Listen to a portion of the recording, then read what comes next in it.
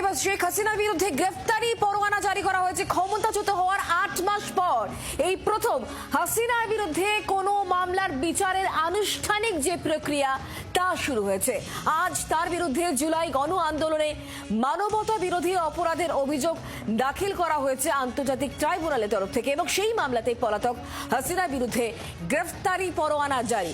শুধুমাত্র হাসিনাই নয়, বাংলাদেশের তৎকালীন স্বরাষ্ট্রমন্ত্রী আসাদুজ্জামান খানের বিরুদ্ধেও জারি গ্রেফতারি পরোয়ানা।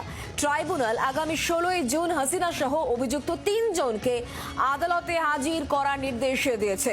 ট্রাইব্যুনালে হাসিনার বিরুদ্ধে গণ আন্দোলনের সময় মামলা ছাড়াও আরো ২টি মামলা রয়েছে।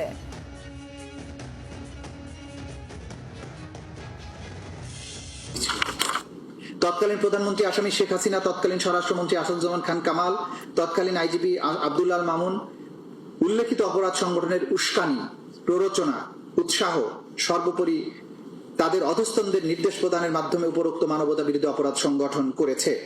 মাননীয় আন্তর্জাতিক অপরাধ ট্রাইব্যুনাল ন্যায় বিচারের স্বার্থে ইন্টারন্যাশনাল ক্রাইমস ট্রাইব্যুনালস অ্যাক্ট ১৯৭৩-এর ৯-১ ধারায় আনুষ্ঠানিক অভিযোগ বা ফর্মাল চার্জ সম্বলিত আবেদন গ্রহণক্রমে তা আমলে বা কগনাইজেন্সে নিয়ে পলাতক আসামি শেখ হাসিনা,